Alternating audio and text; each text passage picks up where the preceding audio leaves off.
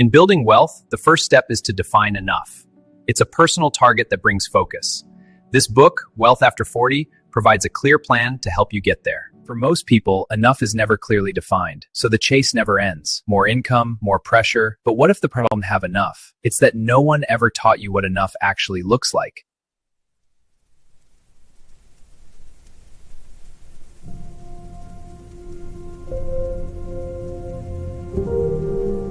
You know, for so many of us, this whole money thing feels like, well, it feels like we're on a treadmill, just constantly chasing after more.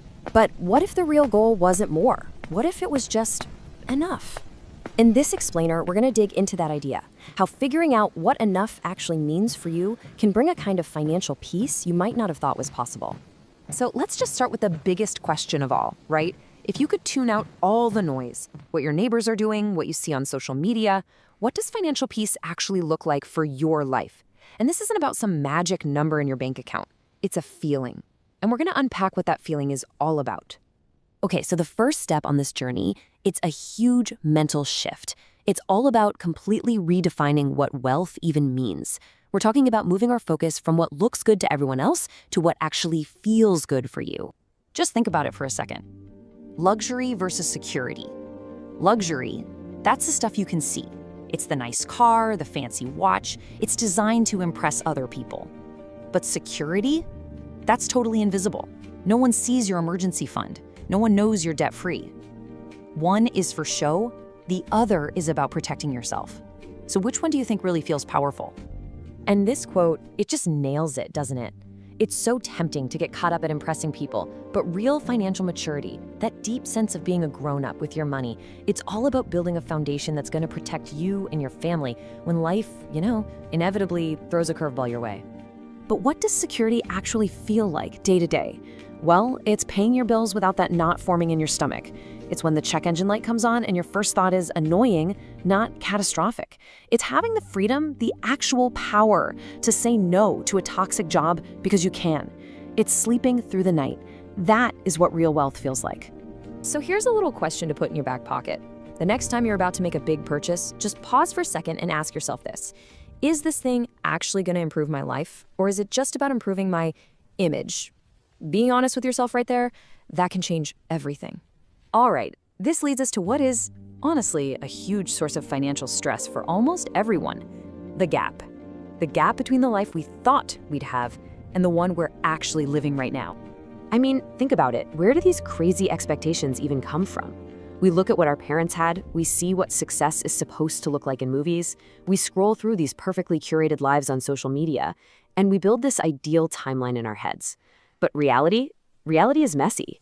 It's our actual income, our real responsibilities, our health, the economy, and we end up judging our real messy lives against a complete fantasy. And this is so important to hear. Choosing to adjust your lifestyle so that it actually fits your reality, that's not failure. Not even close. It's not giving up. It is an act of incredible maturity.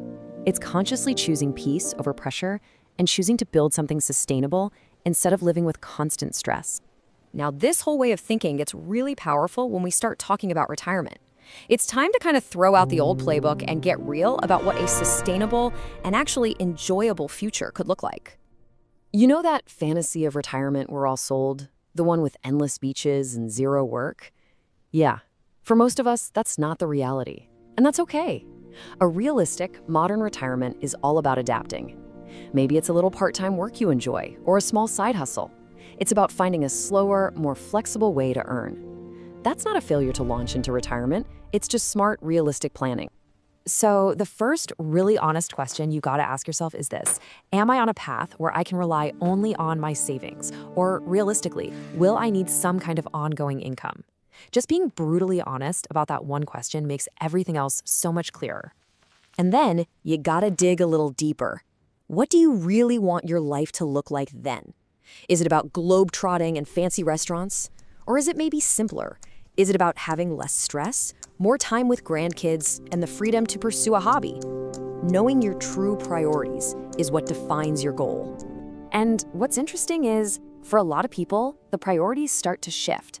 It's less about the flashy stuff and more about the fundamentals. Having a place to live that's paid for, or at least super affordable. knowing the lights will stay on and there's food in the fridge, access to healthcare, and the big ones, low stress, dignity, and independence. That right there is the new definition of a truly successful retirement. So when you boil it all down, the real goal isn't just to escape work. It's to escape fear. The fear of running out of money, the fear of being a burden. It's about building a future where you feel fundamentally safe. Okay, so we've talked about the mindset shift, but how do we actually do this? How do we make it real?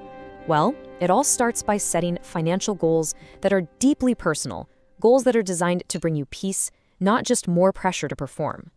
You know those vague goals we all set, like, I'm gonna save more money. They never work. We need a better way. Your goals need to be specific, measurable, and have a time frame. But here's the key. They also need to be flexible enough to handle real life. And they have to be personally meaningful. They have to matter to you, deep down, to keep you going.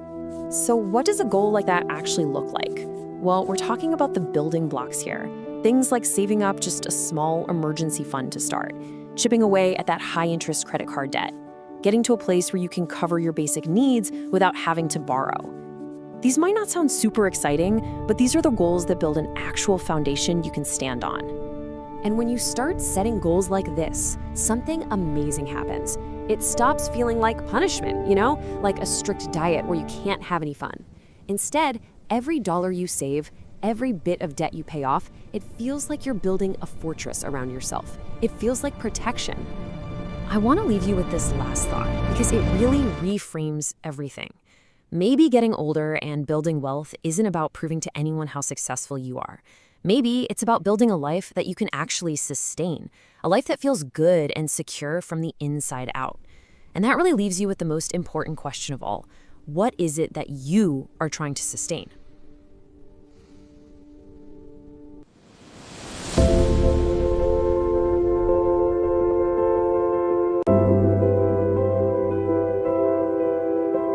For a long time, success feels like a race, a timeline you're supposed to follow. Start early, get ahead, keep up. But real life doesn't work that way.